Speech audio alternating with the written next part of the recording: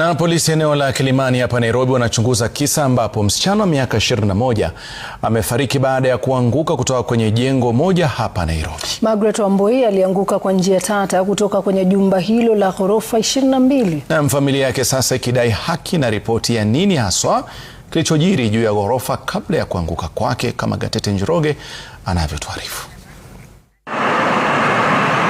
Jumapili alasiri, jamaa na marafiki wa Margaret Wambui walifika katika jumba la Canaan eneo la Upper Hill, Nairobi.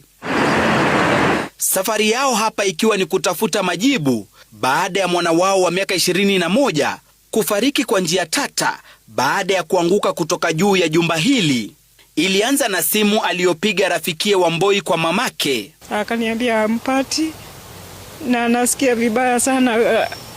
Akasikia ni kama rafiki yake hayuko sawa, na akaniambia amepiga simu yake akasikia inachukuliwa na mtu ati atafute watu hao wakuje kwa DCI Kilimani. Familia ilipata taarifa kuwa Wambui aliyekuwa mwanagenzi katika mkahawa unaopakana na jumba hilo aliingia ndani ya jumba hilo kupiga picha kwenye ghorofa 22. Mdisia mwenye nilipata hapa akaniambia huyo mtoto waliambiwa ati alijiagusha kutoka juu ya nyumba akajiagusha chini, either ni kuangusha, ni kujiagusha ama ni kuanguka, alijirusha, lakini hakukuwa na crime scene, lakini mtoto tayari ameshachukuliwa na akapelekwa City Mortuary.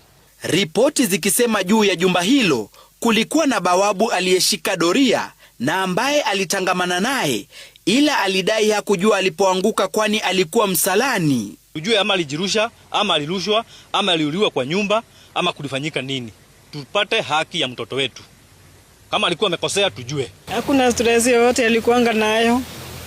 Alikuwa anakujanga tu, analala, anaamka saa ya kuja kazi jioni anakuja. Sasa kuna story alikuwa nayo. Simu na mavazi yake ya kazini ni miongoni mwa vitu vilivyopatikana ndani ya mkoba wake juu ya ghorofa hilo. Wambui alitarajiwa kufika hotelini jana jioni, ila ripoti zinaarifu kuwa hakufika. Polisi Kilimani wanachunguza kisa hicho huku wakitarajia kanda za CCTV zitasaidia kujua kilichojiri. Gatete Njoroge, Runinga ya Citizen.